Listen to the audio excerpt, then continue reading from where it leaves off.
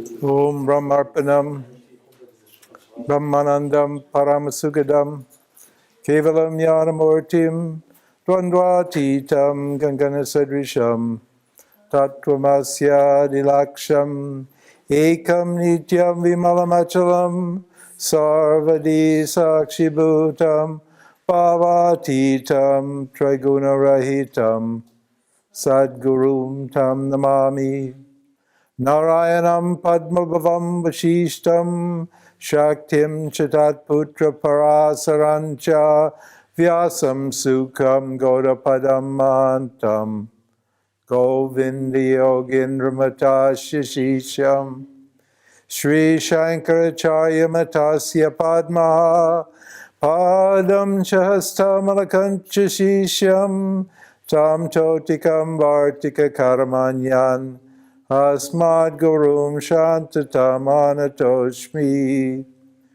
Vishwam Darpanadrishyam Anyanagari Tulyam Nijantargatam Pashyan Atmani Mayaya Bhaihurivod Bhutam Yata Nidraya Yasakshat Kurute Prabodha Samaye Swatmanameva Dvayam Tasmai Shri Gurumurtaye Namaidam Shri Dakshinamurtaye Namahom.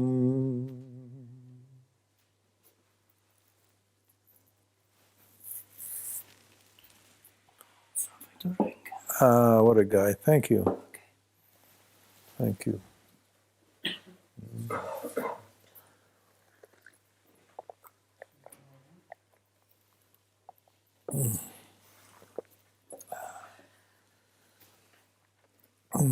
Okay, so samsara chakra. Samsara is a state of mind. It doesn't have to be like I described it. I mean, that's the way the stimulus response mechanism works. That's the way perception works and experience works. This is an analysis of experience. But it doesn't have to be a problem.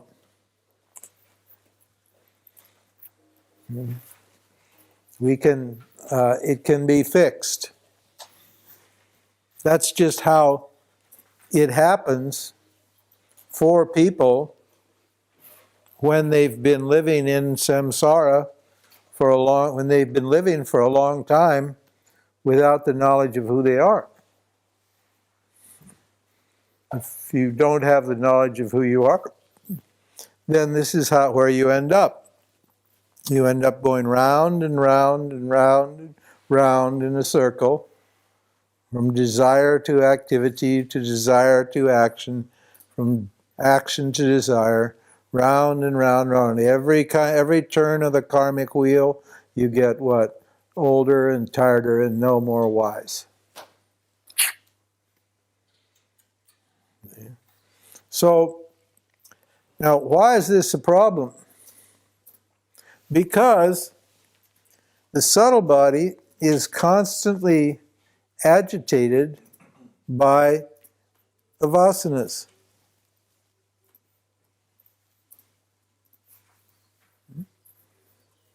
The vasanas appear in the subtle body as ragas and dveshas, likes and dislikes. I like certain things and I don't like other things.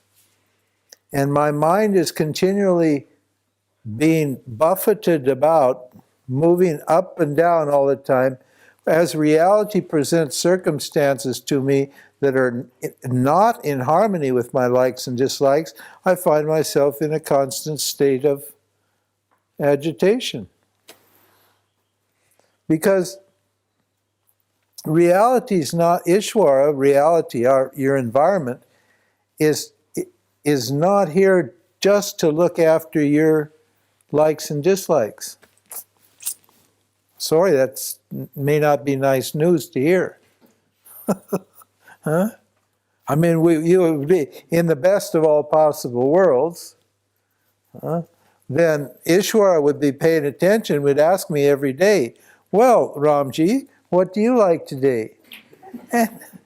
And I would tell him, and then he'd say, and what do you not like? I'd say, oh, I don't want this and that. And they say, okay, I'll take care of it for you. But unfortunately, when I wake up in the morning, Ishwara doesn't ask me what I like and what I don't like.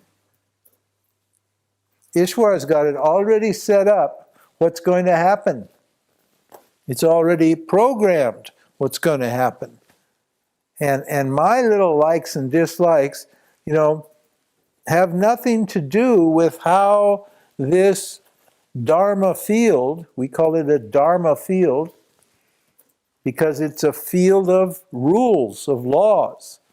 These are, what we talked here are the 24 cosmic principles, laws, rules, dharmas. Ishwara, the 5 elements, the 5 perceptive organs, the 5 active organs, the 5 pranas, mind, intellect, ego, and the unconscious. What's that, 19, 20, 24? That's how the thing is set up. Awareness illuminating this wheel of samsara.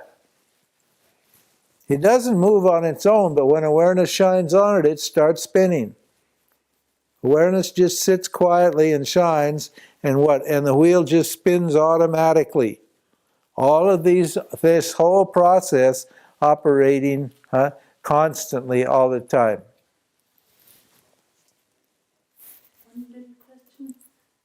The likes and dislikes are not in the program inside?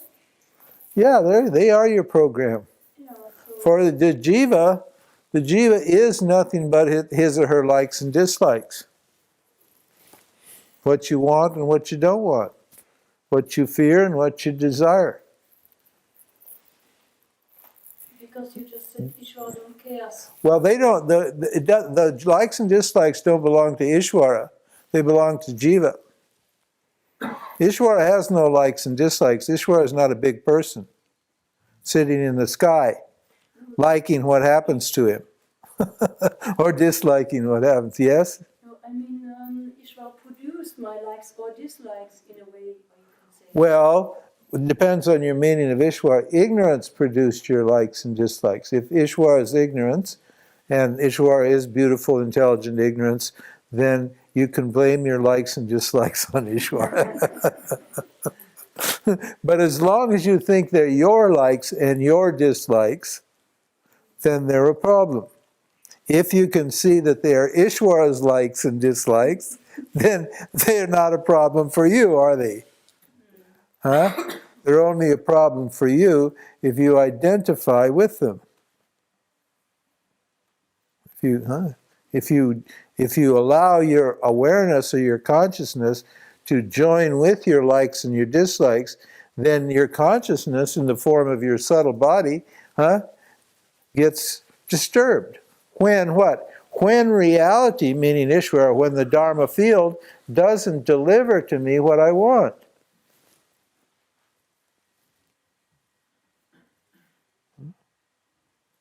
See, we're now talking about how to manage our emotions. This is, Vedanta deals with this topic. It's very important. How to take care of our emotions. This is a big, big topic. This is a vital topic, and you need to pay very close attention to this, because if you've got ups and downs and emotional issues, then this talk is for you. See, because people that have emotional issues, usually what they do is what? They refer them back to the past. They refer them to mom and pop and their teachers and their environment, and to the past. They say, this happened to me then, and therefore I've got this particular emotional problem now. Well, Vedanta doesn't accept that notion. That's a story that's somehow comforting to you. It somehow takes your responsibility away from you. See? Oh, I'm a victim. That's why I'm like this. I grew up in a bad family. So now that all that stuff came to me, and I was innocent. It's not my fault. Mom and Pop did it. Well, maybe they did, but as long as you're suffering under it, it belongs to you. But that's not the real reason you're not happy. Maya's at work here all the time. Ignorance is hard at work all the time. You know why the reason you're not happy? It's very simple. Vedanta makes it very, very simple. You're just emotional because you're not getting what you want. In the moment, in the now. Right now, here, a like or a dislike is operating. Reality is what? Not supplying, not paying attention to your like and your dislike, and that makes you angry or depressed. Those are the two solutions. You either are tamasic, you get depressed, or you get angry. Or you get angry and then you get depressed. Or you get depressed and then you get angry because you're depressed. Rajas and tamas, anger and depression. It's the rajas in your mind and the tamas in your mind that's producing what?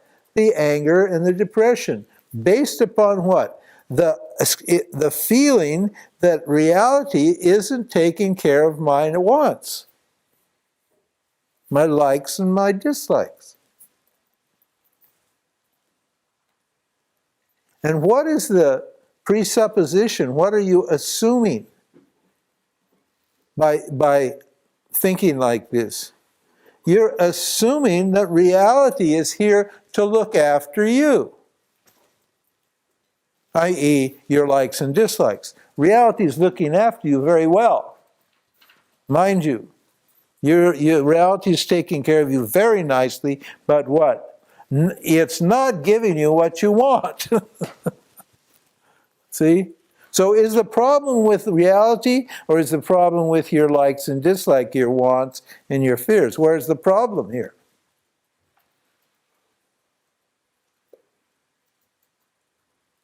So, and these wants, these likes and dislikes, these vasanas, those are the key to self-realization, to moksha, to freedom. Understanding them and how they impact on your knowledge, on who you are, is the key to self-realization, to freedom. Because the self is already enlightened, isn't it? The self it's self-aware, it knows what it is, who it is. So it doesn't need any enlightenment. The self is the light, and it doesn't need any enlightenment. What needs some enlightenment is the jiva, the subtle body, the person, the apparent person, this person who supposedly doesn't exist, according to some teachings. This is the one that needs the enlightenment, because this part of the self is in ignorance. It's caught in this dark penumbra, under this dark cloud of ignorance, and so it's suffering here.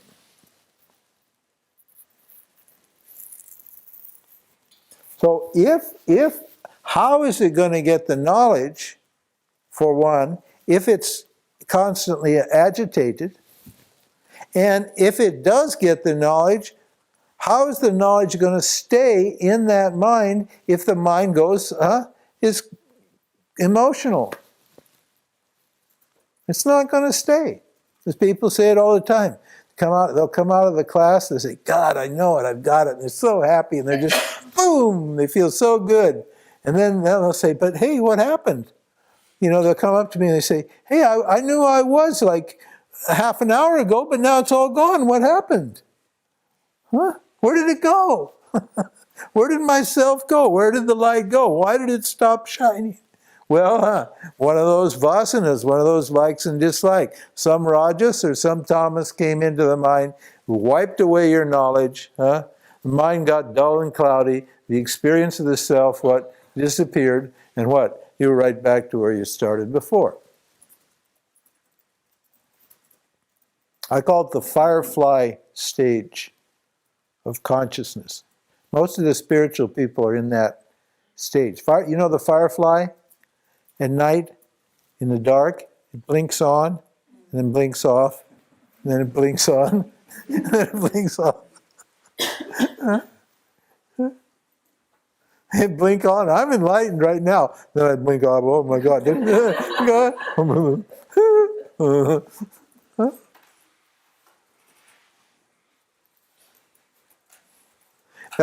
only reason that I keep losing it and getting it is because what? The subtle body is not steady and clear. It's what? It's contaminated with impurities.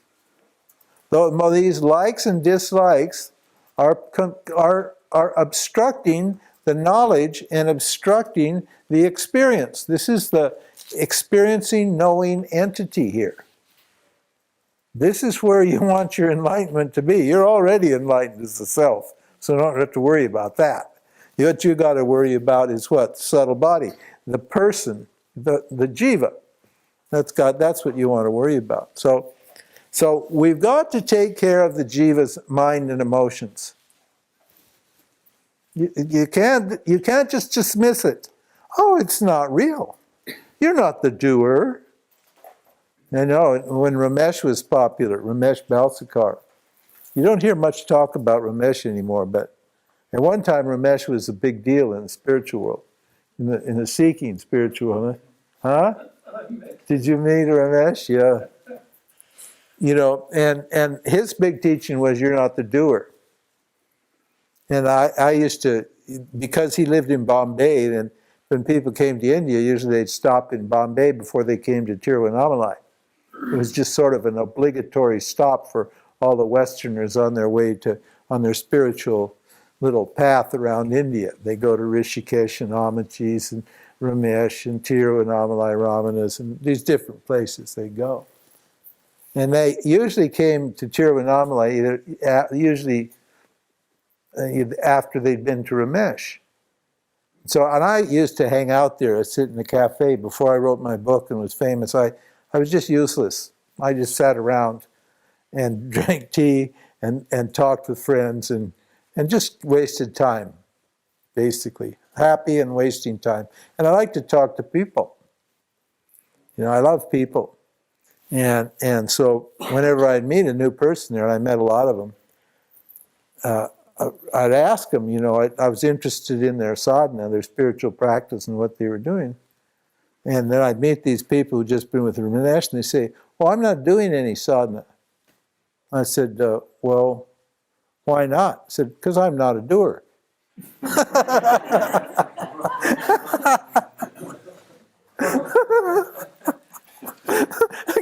I can't do sadhana because I'm not a doer. The sadhana you're doing is doing nothing. That's the sadhana you're doing. That's the work you're doing. You're not, you know, huh? But no, you are a doer. This is a doer there. This is all about the doer here. We're talking about the doer today, right now today. We're trying to take care of that poor doer person. Make his or her life happy. We want that doer to be happy. He's stuck to me. That James person is stuck to me. I've got to make sure that James is happy. Me, what awareness? I have to look after James. I have to see that he's a happy boy. Understand? I'm not just deny James. That's mean. You're not being nice to yourself if you deny this doer and you don't take care of this doer. See, those kind of teachings, they appeal to lazy people, tamasic people, dull people. They think, oh, I can get out of all the work. Isn't that right? Yeah, that's right. They just think, oh, that's the whole Neo thing. They don't tell you there's any work to do. They don't tell you that. Because why? Because everybody's lazy. In these cultures that we grew up in, everybody's got a sense of entitlement like you won't believe. We think we're so special and so wonderful, and we shouldn't have to do anything. If whatever we want, we should just walk in and pay five euros and walk out with our Big Mac or our whatever it is and enjoy ourselves. Huh? No, it's a mental state that you get when you got too much wealth. When there's too much wealth, then you just get lazy and luxurious in your mind, and you want everything and you want it now, and you don't want to have to work hard for it. If you look, I mean, look at what our parents have done and our parents' parents, how they built up these amazing civilizations and societies, and there's so much wealth here, you can just lay around and do nothing all your life if you want to. Basically, they'll take care of you. It's not like India. India, you know, you better be on your toes and doing something, because you'll die if you don't look after yourself. But here, you can just afford to be as ridiculous as you want to. Oh, sorry, I'm getting off on the... getting off topic here. It's one of my favorite issues. Okay, so I've got this agitated subtle body because I've got all these likes and dislikes. Now, it stands to reason that if I could get rid of my likes and dislikes, then my subtle body would become what? Quiet and peaceful. And it would what? And it would be what? Capable of knowledge. See now, when you've got vasanas, what they do is this. They extrovert the mind. This waking state entity, it's called a Vishwa. Right now we're all, I don't see anybody asleep. No, everybody looks like they're pretty awake. Well, when you're awake, you're called a Vishwa. And a Vishwa is a conscious being whose consciousness is turned outward, is outside. It's looking out through the senses, paying attention to the material world, to what's happening around it. Those are Vishwas. It's a state. So we call it the waking state of consciousness. And if my attention is like on what's happening outside, in the world of karma, in the world of change and time and so forth, if that's what I'm paying attention to all the time, will I be paying attention to myself? No. No, I mean, come on, it's just logical. It's just totally logical. So these Vishwas, these extroverted people, they never know about who they are, because all of their attention, all of their awareness or their consciousness is just involved with karma, with what's happening in the world around. And their likes and dislikes are operating, and karma is not behaving according to their likes and dislikes, so there's always this cognitive dissonance, this agitation that's taking place in their minds. This conflict is going on all the time for them. And this anxiety, because when they see that reality is not behaving properly, they understand that reality doesn't care, but they can't let go of their likes and dislikes, so they feel anxious all the time. There's this sense of anxiety all the time about what's going to happen. Nervous on the phone. Always, what's up? Look at nowadays the people in the information technology. God, everybody's watching every minute to see what's happening, what's going on. They're all wired in, plugged into everything around them, because it makes a difference what's going on around them in their world. A little bit of information comes in and they're, oh my God. And a little bit of good information comes in, and then the bad information comes in. They're all up and down, all around. Why? Because they're all of their attention is on what? On this jagat. We call it the jagat. Jagat means jagat. Like the word juggler. A juggler. Somebody who's juggling balls in the air. That, I think our word juggler came from the word jugget, because jugget means what's always changing, what's always bouncing up and down. Now, it stands to reason, and what's driving this whole extroversion? The vasanas. So it stands to reason that if I can reduce the pressure here from my vasanas, my likes and dislikes, if I can reduce this pressure, what's going to happen? My attention, which is being forced outward by my vasanas, is going to what? Turn around slowly and look toward the self. It's called antarmukhaha.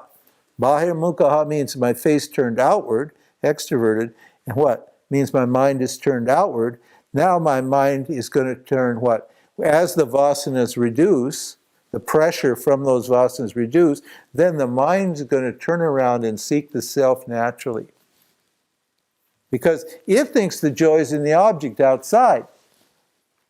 And the likes and dislikes, the vasanas, are all about finding the happiness outside. But when those vasanas are neutralized, those likes and dislikes are neutralized, and those vasanas are neutralized by the practice of karma yoga, then the mind becomes quiet and turns inward, and the rajas and tamas in the mind disappear from the subtle body, and the subtle body becomes luminous, and the mind locks on the reflection of the subtle body and meditates naturally on the self. That's called yoga. That's called yoga. Chitta vritti nirodha. How many of you have heard that? Yoga, chitta vritti nirodha. Chitta vrittis are what? The vasanas, the likes and dislikes in the causal body, when they are removed or eroded by yoga, by the practice of yoga, what? Then what's the next verse? The seer shines in all its glory. Huh? Means what? Awareness illumines the subtle body, and the reflected awareness is what? Catches your attention, and you meditate on the reflection of awareness in yourself, and you can gain knowledge of the self through yoga. You get direct experience, maybe you'll get direct knowledge. We don't know. It's more difficult with yoga because you're focusing on the experiential aspect of it, not on the knowledge. So the experiential aspect that we in meditation experience peace and love and stillness and radiant whatever is a reflection of the self. That's correct. That's correct. And most of the modern people, when you have a satsang, you notice it here. You can see right now, actually, there's a feeling of peace and quiet, and happiness and satisfaction. That's awareness reflecting on our mind, because the teaching makes your mind sattvic. We taking care of your likes and dislikes here through this knowledge. We're reducing them, we're neutralizing them, and the mind settles down and becomes quiet, and it starts to feel good. You start to feel nice. You're happy. You think, oh, I like these satsangs. They're nice. Why? This is the samadhi state. We call it savikalpa samadhi. Because the mind is still and steady, and the self is reflecting on it, and the bliss is coming from within.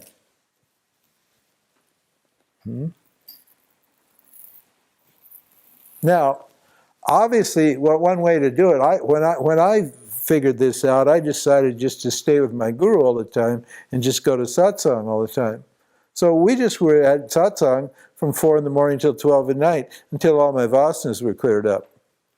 I didn't even go in the world. I didn't have a job. I didn't nothing. I didn't have any relationships or money issues. My guru paid for my food and my shelter. I picked up the tab for my tickets, and we just stayed in this inquiry bubble all day long, 24/7. Pretty soon, all the likes and dislikes were just one day after about 19, 20 months, the last like and dislike died. Just poof. And it was very clear from that point on that It was never going to change. Nothing has changed since that day. It just, they all cleared up. But obviously we can't do this. We're living in the world. I think we are very responsible. We live in one world, and we get now. If you see the global situation, Yeah. and if you speak about Indians, well, do they really look about? They look for themselves, okay, but they should look for the whole system too. I think there's a certain responsibility which is. I don't know what to say. I'm not sure quite what. Well, I'm saying you do have a responsibility. As long as you take yourself a jiva, you have a responsibility to take care of your mind, and to live in. And how you take care of your mind depends upon what? This is called karma yoga. How you live. How you live your life. How you do your actions and your karma is going to be how you reduce the pressure from the causal body that's extroverting your mind. So karma yoga is the way that I what? Purify my mind. It's the way that I neutralize my likes and my dislikes. And remove those chitta vrittis that are what? Producing the extroversion of the mind. That's the solution to the samsara, to this chakra. That's why it's called karma yoga. It's action. Action and the results of action. This is the method. And I tell you this, you won't get anywhere spiritually without either consciously or unconsciously developing karma yoga. And if you do, if you get some epiphanies, you'll always come crashing down, because as soon as you step outside, as soon as the epiphany ends, whether it's created in a satsang or whether it happens outside or independent of a guru or a satsang situation, that epiphany will end. Doesn't matter, either way. Unless what? Unless you take care of your likes and dislikes. Unless you practice karma yoga. Because that's the only way that does it. So, this is why I feel so sad that all these modern teachers will not teach you karma yoga. Now, in the ashrams, they often teach you karma yoga, but their idea of karma yoga is not bad, but it's not really karma yoga, it's selfless service. That's how generally they teach karma yoga, is selfless service. But karma yoga is not selfless service. Okay, I'm sorry. Now there may be people here who got this belief, and so I'm not trying to make you feel bad or fight with you or anything like that. But I need to explain to you what karma yoga is, according to the text, according to the Gita. That notion of karma yoga came up around the time of Vivekananda. It's about 100 and some years old. It's not there in the tradition. It just was introduced into the tradition about 100 years ago. So what is karma yoga? Karma yoga, I will explain it. It takes time now. This is maybe the most important teaching. Because it's going to change your whole life. And most people, when they understand karma yoga, not most people, but a lot of people, when they understand karma yoga, they lose interest in moksha. Isn't that funny? Now, karma yoga is meant to what? For moksha, but people will lose interest in moksha when they understand karma yoga. Why is that? Because of the grace that comes to you. Yeah, the happiness. You get lots of grace. Your life really gets good. Your life really starts working. It's amazing how your life gets transformed. And And you think, hell, who cares about moksha? This is good. The karma yoga is actually moksha. It's knowledge. Karma yoga is an attitude toward action and its results that's based upon knowledge. So it reduces to knowledge.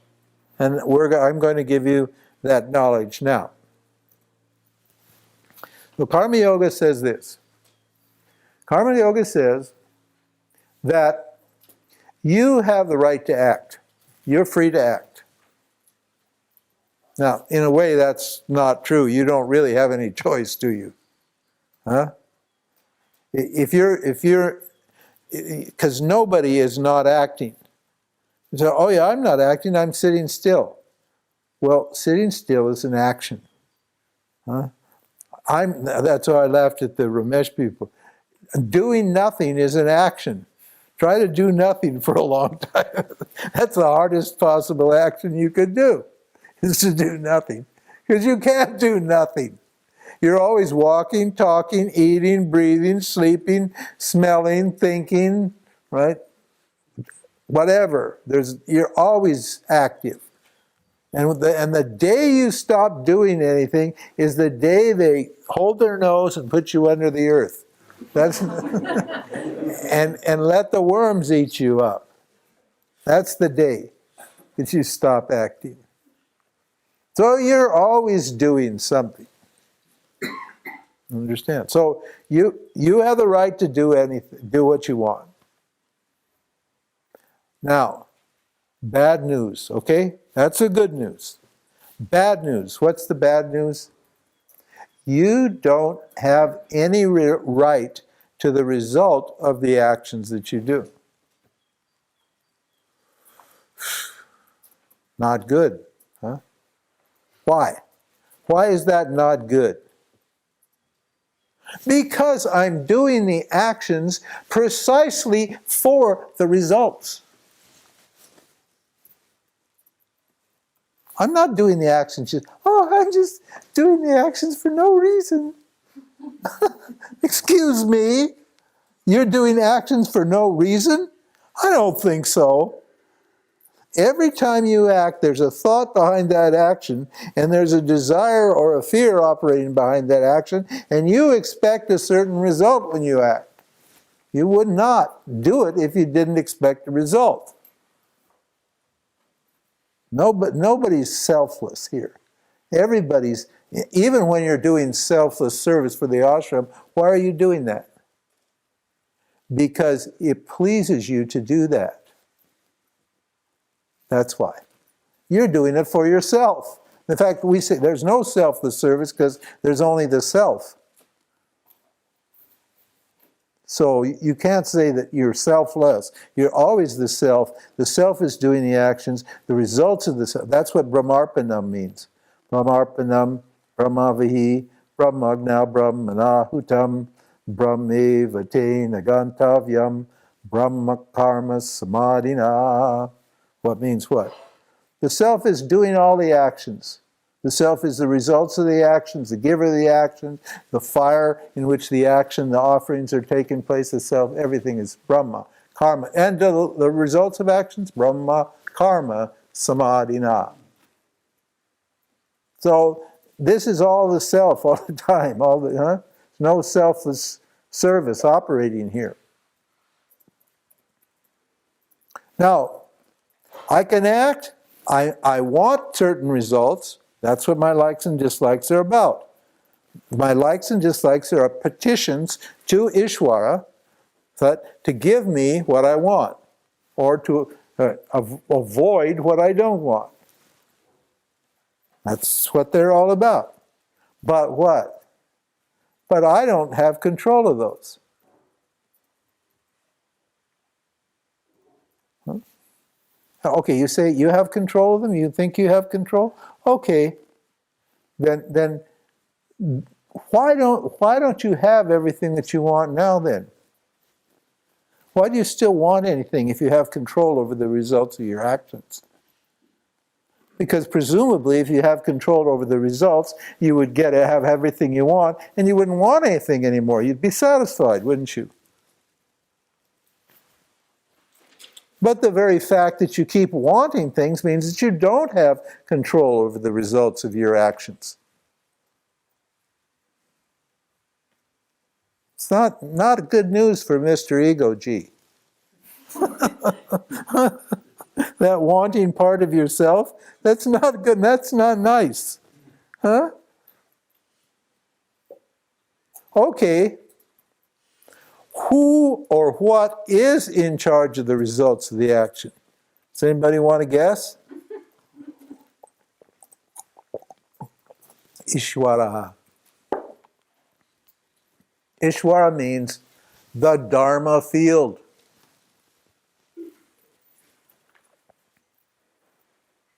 The Dharma field. That's Ishwara. That means your body, your mind, and the world around you.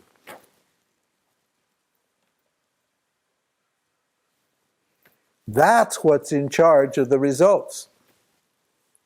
You put your action into the world, and there's going to be a reaction. There's going to be a result. Why? Because this is a field of consciousness. And so anything that happens here is going to produce a result. It's just a fact. The law of karma. The law of karma means what? You put it in, and something comes back. And on the basis of what does the field of existence, Ishwara, does that field apportion results to various individuals? Remember, Ishwara is not just a big jiva that has likes and dislikes like you and me. So you could say, well, God's fickle.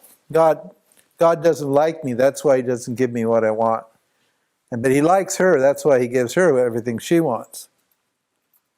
No, it's not like that. Ishwara, the field,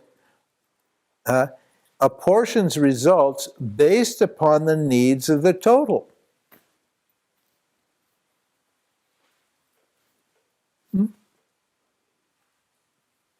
Ishwara is consciousness looking after the needs of everything in the field.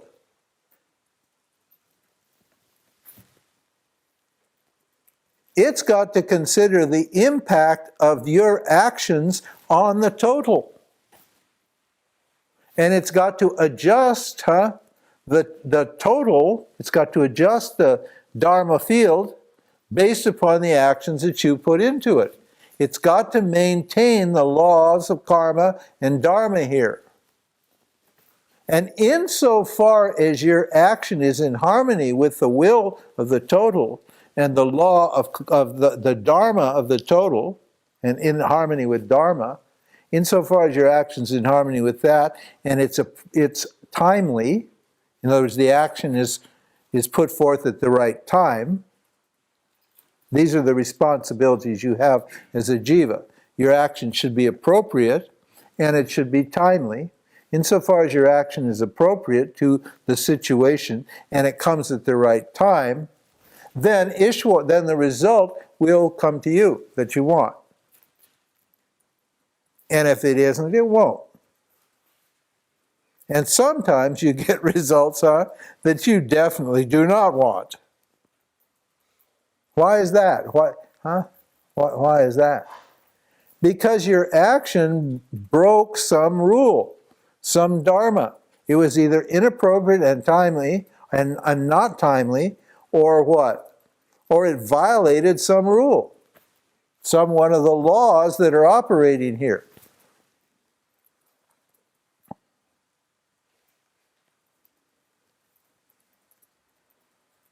So we can't talk about action and karma without talking about dharma. Dharma is what? This is another definition of dharma. I told you, I gave you a definition earlier, was appropriate response. I have to respond appropriately. Okay, well, this is the meaning of dharma is what?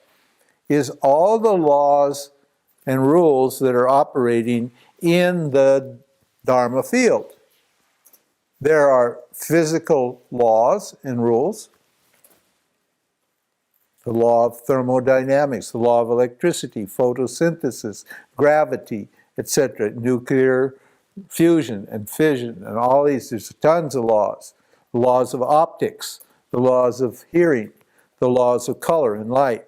There's the whole physical universe is made up of a web of very intricate and amazing laws and rules. That's why we can have science. We have science because it's a scientific universe. It's impersonal. It's Ishvara. There's all that physical dimension, material dimension of reality. There's a lot of interest in that. Look at the material scientists. They're trying to figure out all the rules, all the laws that are operating here. Speed of light, theory of relativity, gravity, etc., etc., etc. These are all material laws that are operating in the Dharma field. Then there are psychological laws. Ishvara's psychological order. Susanna handed me a picture of my chart. She somehow got my, I guess I gave her my birth date, and she did my chart. And that chart was just a picture. This was Ishvara's picture for James. It was very interesting. All these little lines and little stuff and everything like that. And it was the program, the rules that Ishvara had for James. The Dharma, the Swadharma of James. The James's nature and what James is meant to do and what James will do here. It's programmed by Ishvara. I had nothing to do with it. Ishvara didn't ask me. When I decided to come here and live in this body, Ishvara did not consult me. I could have asked to be a better person. But Ishvara said, no, you're going to be this kind of person. And he laid it out. All the basic psychology that we've been talking here so far is all Ishvara's psychological order. The wheel of desire and action, that's a psychological condition. Vasana, kama, karma. That's a psychological condition. And that's true for everybody. That's the law. That's the rules. That's how it works for everybody. You don't have any choice about it. You can't think or function any differently from that because Ishvara's laid down the rules. And if you don't like it and you don't play by the rules, then what happens? Ishvara just grinds you down. Ishvara just knocks you over. Ishvara just whacks you hard. He doesn't care. It's not personal. It's just laws. And there's a whole other dimension also beside the physical and the psychological. That's the moral dimension. These are dharmas. This is called samanya dharma.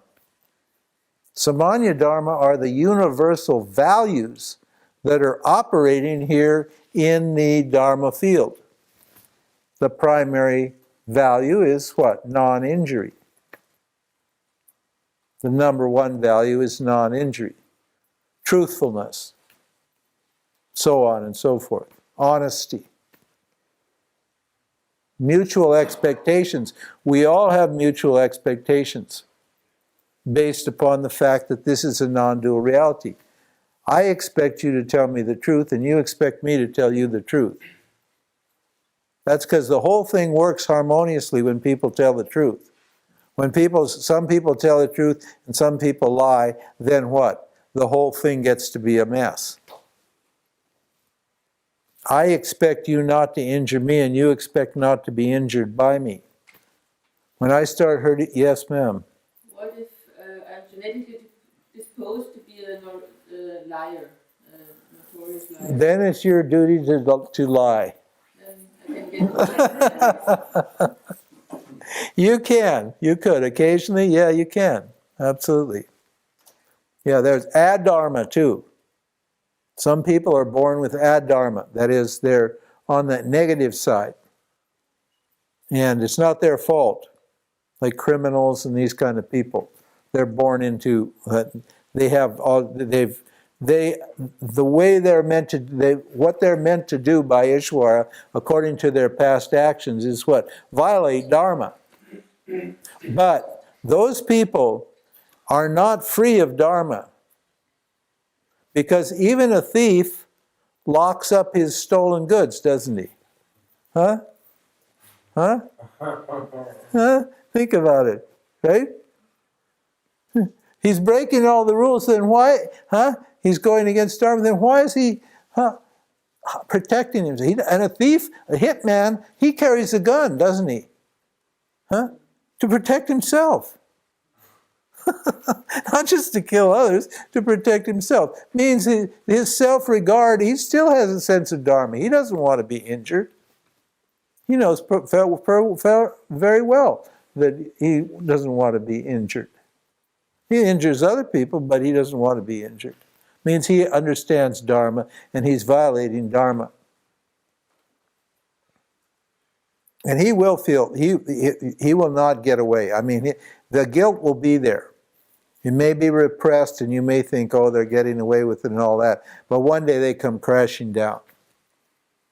A good example is this recent one of Andrew Cohen, who just, for 27 years, was able to abuse people and then and evidently just deny it to himself.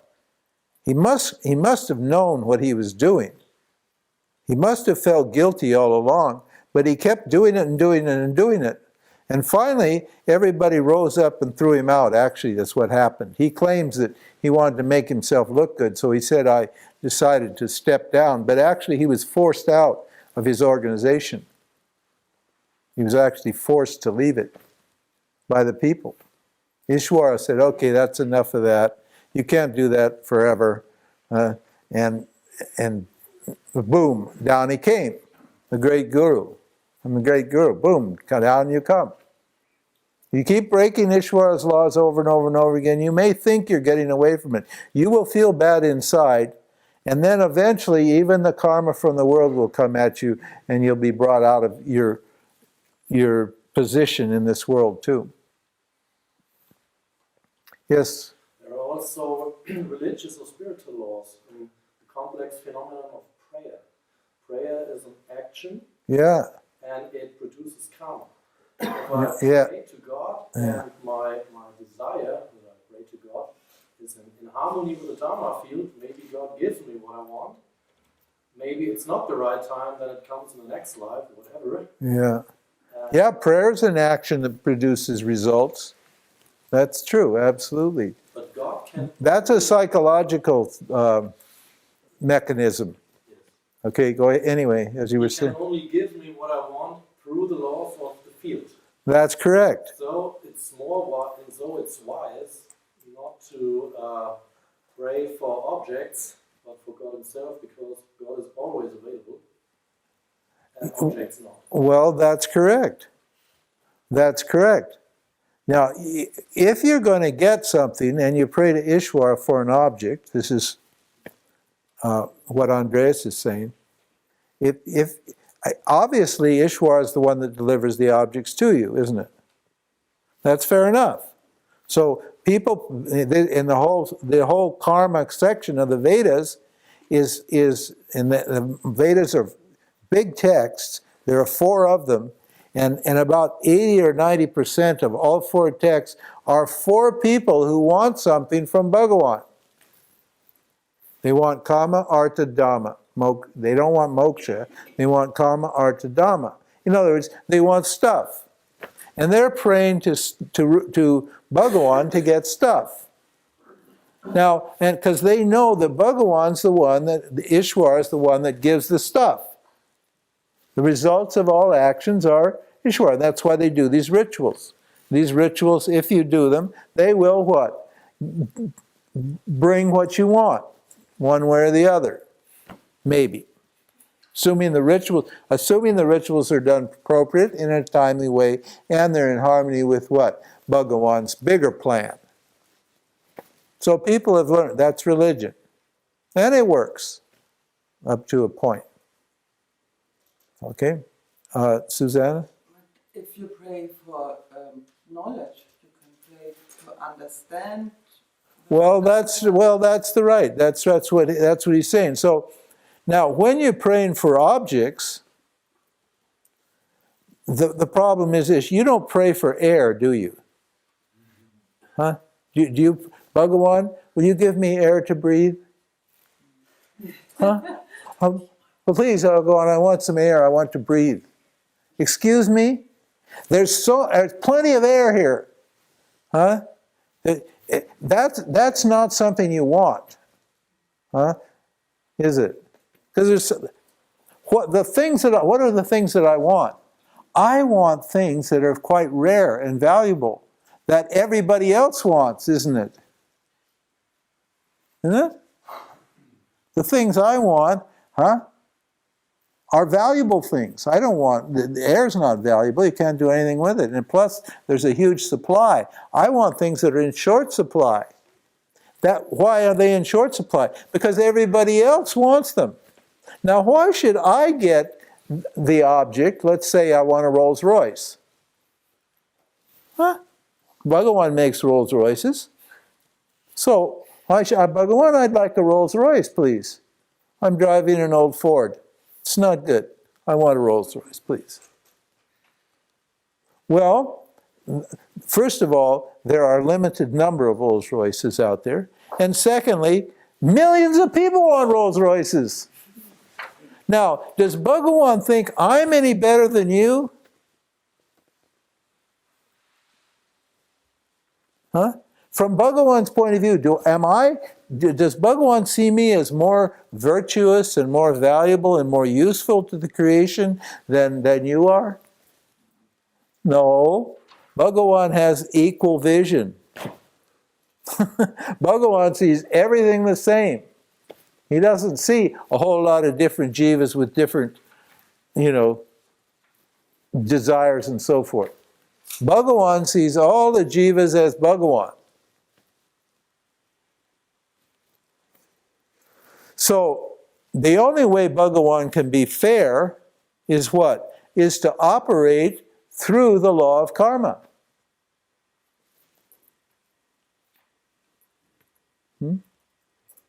So, depending upon the situation, you can wait forever to get what you want. Or you can never get what you want, or you can get what you want instantly. But if you ask for something that you already got, which is Bhagawan, right? This is your point, isn't it? Yes. If you ask for Bhagawan, then you can have Bhagawan. Why? Because Bhagawan's always present, and basically nobody else wants it. And even and even if everybody else wants it, everybody can get Bhagawan, because Bhagawan's like air. Bhagawan's the self of everybody. So anybody can have it any time. It's always present. It's in abundance. It's everything that is. And so what I should, if I want something from the Dharma field, I should ask it for moksha. Bhagawan, show me who I am. Teach me who I am. That's the only prayer for those of us who are seeking Bhagawan. If you're seeking other things, then you're not interested in Bhagawan. You're not interested in knowing who you are. So, okay, now, we're still on Karma Yoga. We're just working slowly through it. So, when I do an action motivated by the fear and the desire, we said this now, that action produces a vasana. See the attitude here? The attitude is, I want or I don't want. That's the attitude I have. It's kama, it's desire, attachment. That produces a vasana. doesn't it stand to reason that if I had a different attitude, there might be a different attitude that I could have that would, what? Remove the vasana? If it's this greedy, grasping attitude, doesn't it stand to reason there might be an attitude that could remove vasanas? And the answer is yes. What is that attitude? If this attitude produces them, then when this attitude removes them. Huh? Yeah, the opposite attitude. Now, what is the opposite attitude? We call it, this teaching's pratipaksha bhavana. It means the opposite thought. Karma yoga is the opposite thought. Now, tell me this. How many really want to die? Really want to die and leave this earth? Now, here. Hands, please raise your hand. Huh? What? No. Huh? I thought this was a miserable world. Why do you want to leave? Why do you want to stay here? No, you know why? you know why you don't want to die? Because it's nice being here. It's lovely. It's a beautiful, beautiful thing to be here. Life is an amazing gift. It's really amazing. It is so... Look at this world. I mean, today it would be hard to be miserable, wouldn't it? Huh? I mean, look at the sun is shining, it's warm, it's just, and here we are, we're sitting here, we're having a nice time, thinking these wonderful thoughts and enjoying each other's company. You don't want to leave. Why? Because being alive is great. You see people, even when they're extremely miserable and when they should put a gun to their head and solve the problem, they'll hang on because they don't want to leave this place because it's so nice, it's so wonderful, it's so beautiful being a human being, being supplied with an amazing field and being supplied with the equipment. Hey, what did you create here, by the way? Excuse me? What exactly, what part of this creation are you responsible for? Did you create your eyes? Did you create your nose? Did you create your toes? Did you create your feet? Did you create your heart? Did you make your heart beat? Are you digesting your food now? Oh, are you breathing? Are you making your lungs go in and out? Huh? Excuse me? Are you making the air? What are you creating here? What's the answer to that? Zero. That's the answer. You haven't created anything. You don't own anything. You haven't created anything. None of this belongs to you. This stuff that you like so much. And this life that you have. Are you what? Are you sitting inside going like this and this and this to keep yourself alive? What are you doing, James? Oh, I'm keeping myself alive. I have to keep going, or I won't be alive. Hey, dummy. You're going like this because you are alive. And that life, what? Is wonderful.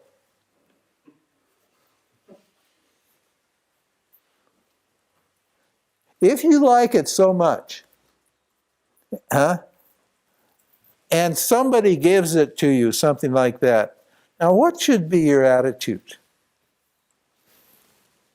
Thank you, Bhagawan. That's great. You should be so grateful. You should be so happy to be here, to serve Bhagawan, because Bhagawan has given you every single thing, given you life itself.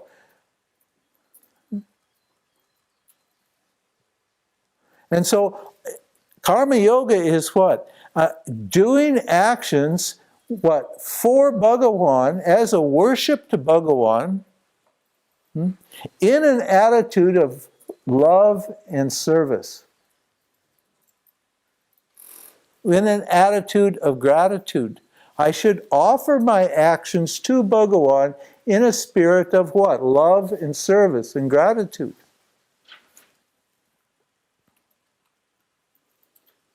What's that going to do to the vasanas? Is that going to make a big a vasana? No, it won't make a vasana. That's just the natural way to act. That's the way the original first men, the first beings, the original beings, you acted. You're natural when you act that way. And you don't create any vasanas. In fact, and if you've been acting out of your vasanas for a long time and you change your attitude, then when a vasana occurs, instead of what? Instead of taking that greedy, grasping position, you offer the action, you consecrate the action to Bhagawan in that spirit, then the vasana that's motivating the action disappears, and it neutralizes, the action neutralizes the vasana, and it doesn't go back here to the causal body. So what you've done is what? You've removed one vasana rather than replaced and reinforced the existing vasana. And since every action is producing a vasana, every action you do with karma yoga undoes a vasana, which means the pressure from the causal body to what? To stay extroverted on the world is reduced, and slowly, slowly, slowly the mind becomes, the subtle body becomes calm and peaceful as these vasanas, these likes and dislikes, are neutralized by this practice, and it turns inward and focuses on the self.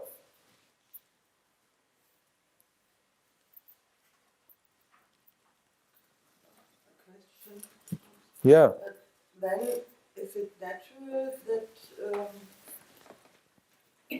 you don't like anymore great groups or a lot of people? You live then more and more with yourself, more alone, or more with the nature, or with people with the same. Yeah, sure. Yeah, that's natural. That's sattva. That's right.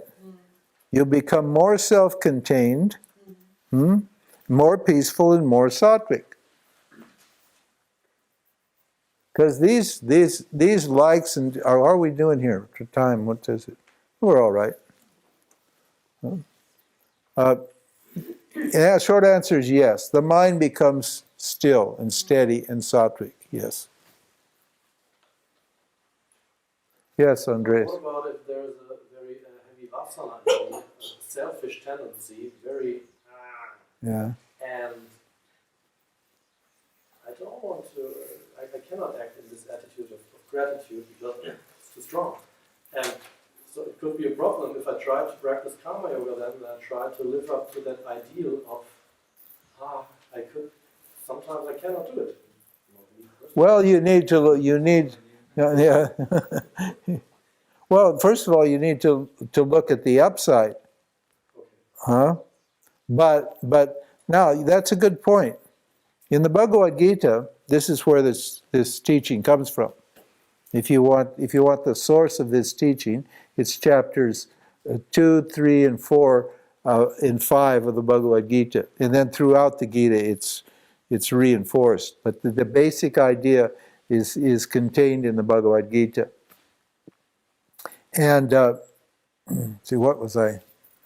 What did I? Sorry, I lost my train of thought. That sometimes there's Oh yes, that's right. In the Bhagavad Gita, there's a lovely verse. It's talking about the vasanas. It's talking about desire. It calls it desire. Desire with a big D. That means fear, desire. It's this fundamental result of ignorance. Desire is there because of ignorance. Right? And it says that there are 3 types of desires. He gives the example. It says, like smoke covers a fire, like dust on a mirror, and like a fetus in the womb. Those are the three examples it uses. Now, was the last one? A fetus in the womb. Fetus, in the womb. Now, why does it use those three examples? Smoke covering a fire, what? That will blow away as soon as the next breeze comes, won't it? And a little bit of wind comes, and that smoke will go away, won't it? These are desires that what? Are just very trivial, useless, silly little desires. You don't even have to really work on those desires, because the next thing that comes up blows those things away. They're not important desires. They would just, I don't need to worry about them. Then there's another class of desires. It's like what? Like dust on a mirror, it says. Now, I used to be an antique dealer, and I bought a lot of old stuff out of old hotels and old houses and so forth and so on. And I spent a lot of time in basements and garages and attics and things like that, where people had put stuff that had been sitting there for 100 years. Sometimes I'd come across something that hadn't been moved for 100 years. And a lot of the things I liked, what I particularly liked, was old furniture. And often the old furniture had mirrors on it.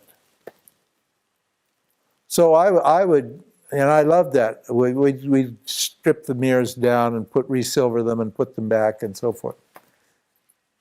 And sometimes the mirrors were so covered with time and dirt and filth that you just had to really work hard to clean them off. So there's those desires that have been around for a long time. But you can get rid of them, but you gotta do a lot of elbow grease, we call it. A lot of work. You have to do a lot of work to get rid of them. And then there's another kind of desire. It says it's the fetus in the womb. You can't get those desires out. It's like a flower. Say you've got a bud. The example they use in India is a lotus spot. Now, they're really beautiful. Lotus is a beautiful flower, but when it's a bud, you say, "Oh, I think I'll make it beautiful. I'll open it up." And you start pulling it like this. Will it be a beautiful flower? No, it'll destroy that flower. You have to wait till it what? Comes out on its own. So there's some desires that are in you, some fears and desires that are just going to work out on their own, and there's no point in trying to deal with those. That's why these qualifications are so necessary in Vedanta. Titiksha and vairagya. Titiksha and vairagya. Titiksha means forbearance and dispassion. There are some things about myself I cannot change. They're too hardwired, they're too deep. And I've just got to be dispassionate about those, understand the value of those. There's some value, there's some reason those are there, and I look for the upside of that. Like that. So karma yoga, let's get back on this karma yoga. So karma yoga is an attitude that I take with respect to action and its results that purifies my likes and dislikes and produces a quiet, calm, and clear mind. Now, karma yoga doesn't just apply to things that are happening in the world. Karma yoga applies to my thoughts and feelings too. Because thoughts and feelings are karma also, aren't they? They're the results of action. They're actions and they produce results. If I have a certain feeling, it will produce certain kind of results. I may not like that result, but I need to what? Accept that result. This is the next part of karma yoga. Karma yoga means when an action comes, first of all, the first half of karma yoga is offering the action. Now, when the result comes, okay, and Results are coming what? All day long. Your life is nothing but the results of your actions. Everything that happens to you every minute of the day is the result of your actions, as those actions are interpreted by Bhagawan, by the Dharma field. So, how should I take the results that are given to me?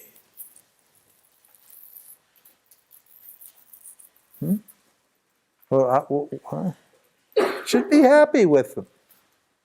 Now, that means what? Dealing with results I don't want. Huh? Doesn't it? Doesn't it? Yeah, because the Dharma field is giving me all kinds of things I don't want all the time. So how am I going to take those results? Am I going to be happy with those or not? I'm going to look for the upside in the downside, because every bad result is a good result. This is why Krishna says in the Gita, he says, for karma yogis, there are no unwanted results. Every whack that I get, every negative thing that comes to me is teaching me something about myself. And it's Ishwara's way of informing me that I'm what? Breaking some rule, violating some dharma, going against something that's not right. And so I should be happy to get that information. So I should take that action as what? Prasad, as a gift. You know the temple ritual in India of offering to the deity and then getting prasad? That's just a symbol of karma yoga. In Indian temple worship, when you go to a temple, you have something in your hand. You buy a coconut, you buy a banana, you get some flowers, whatever it is, and you go into the temple and you give it to the priest asks what your name is, and then the priest goes in and puts it on the altar, gives it to Bhagawan, chants your name, so the result of that ritual will go to you. Bhagawan knows through that name to return that results of that ritual to you. That's why the priest asks what your name is. And then it's sanctified. It's become holy. It's no longer just worldly food. It's what? Blessed food or sanctified food. And then he gives it back to you, and that's called prasad. Prasad means a gift from God. So whatever result I get, whether it's in harmony with my likes or in harmony with my dislikes, irrespective, I take all results as prasad from Bhagawan. And what does that do? That neutralizes my likes and my dislikes and cleans my mind.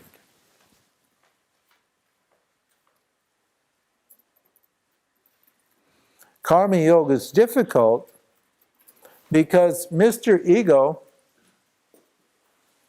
is nothing but his likes and dislikes. Human beings are just generally what they like and what they don't like. You see some people, they have no dispassion at all. They're just judging everything every second. They're just, every single thing that happens, they have to either like it or dislike it. Awful. Can you imagine having that kind of mind? Where you just can't let anything be as it is. You have to either like something or dislike it every minute. Look at that kind of people. They're shattered, emotionally, completely shattered individuals. Shattered means disturbed, broken. The soul is in pain, suffering. So the enemy of this knowledge is what? Desire.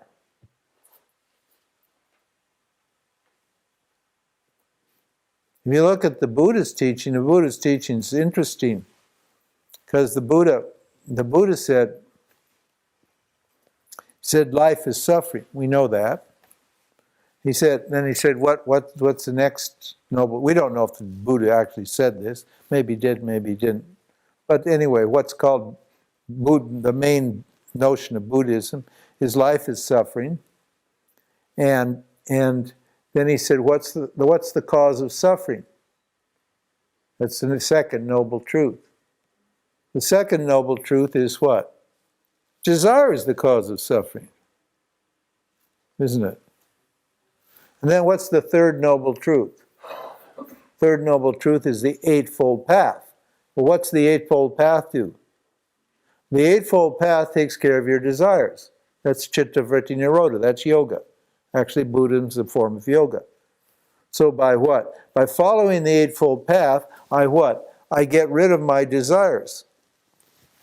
Right action, so forth, right speech, right this, karma yoga, basically karma yoga type of philosophy.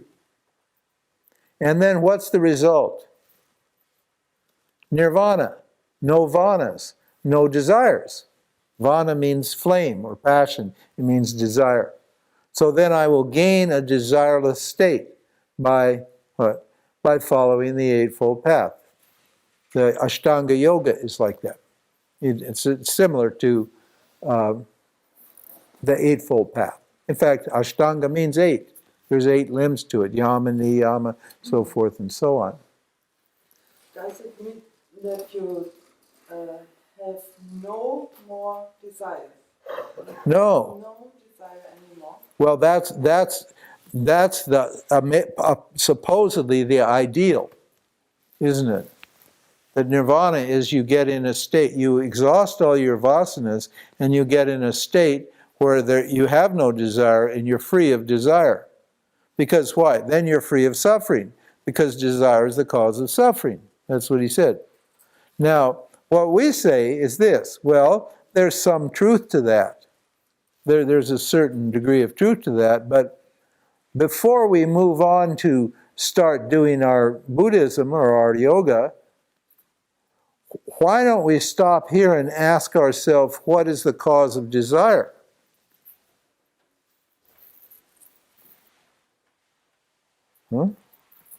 What? Yeah. And what is that? Ignorance. So ignorance is the actual cause here. And by eliminating the desires, do I eliminate the ignorance? No. So I still got ignorance at the end. I may have desirelessness, but I'm ignorant, which means what? I won't be desireless for long, will I? Because when I'm ignorant, I'll want to what? I'll have to stay in samadhi, means I'll have a desire to be desireless and to maintain my desireless state, and that desire will be what? A terrible pain. Why? Because any state of consciousness is what? Under the control of Bhagavan, Ishvara, not under my control. So unless I deal with ignorance, and we're dealing with ignorance, we're not against doing yoga and following a path, but and the reason we're getting our minds like this, getting the minds clear, is what? Because we want to attack the ignorance. But I can't discriminate. In other words, I can't practice Vedanta. Vedanta is called discrimination. I can't separate myself from the objects appearing in it. This is called the not-self. This is called the self. So I can't separate the not-self from the self. That's called discrimination. That's our method. I can't do that when my mind is disturbed by my vasanas. That's in our tradition, there's only 2 paths. The path of the karma yogi and the path of the sannyasi. The sannyasi is a person, a contemplative individual, who doesn't have worldly desires, whose vasanas are taken care of. He may have been a karma yogi. A karma yogi, but sannyasis want moksha, karma yogis want moksha, but sannyasis are people who what? Who don't have any karma to deal with. So they can go directly to they can practice the direct path. In other words, they can discriminate directly because their mind is clear. Because they're renunciates, they don't have any karma. Whereas karma yogis, right, their mind is always disturbed. And they've got to do karma yoga because karma yoga will turn them into sannyasis. In other words, they will become, instead of active people, they'll become contemplative people. And when they're contemplative, then they can what? Practice discrimination. Yes? But on a higher level, there is no difference between karma yoga and jnana yoga, because I offer in terms of my ego, I offer the actions to God because I know actually Ishvara, Bhagavan, is acting through me. Yeah. On the level of the mind, I see every Bhagavan feels through me, it's not my feelings, so Yes. I offer my feelings back to Ishvara. Yeah. On the level of the intellect, I can say God is thinking through me. Through me, that's I can offer it back to Ishvara. absolutely. It's the same. Karma It's yoga. karma yoga is jnana yoga.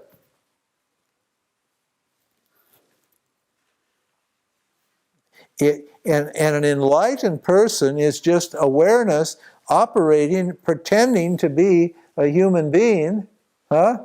And that enlightened person naturally has the karma yoga. In other words, it has that knowledge, so it takes everything in the karma yoga. It has that, you have that generous attitude. This, when you meet these Mahatmas who understand this, they're giving people. They don't take. They're not interested in taking. They're just pouring it out. And whatever comes to them, they take as prasad. And it's not a practice for them. See, we're presenting karma yoga as a practice for a jiva because this jiva thinks it's what? It thinks it's a jiva. But enlightened people don't think they're jivas. They think they're awareness. They know their awareness, let's put it that way. So that attitude's natural in enlightened people, but in samsaris it's not natural. So I have to make it natural. That's what we call it, fake it till you make it. You've got to assume the attitude of what? An enlightened person until it becomes natural. And it will become natural. Because karma yoga works. It removes suffering.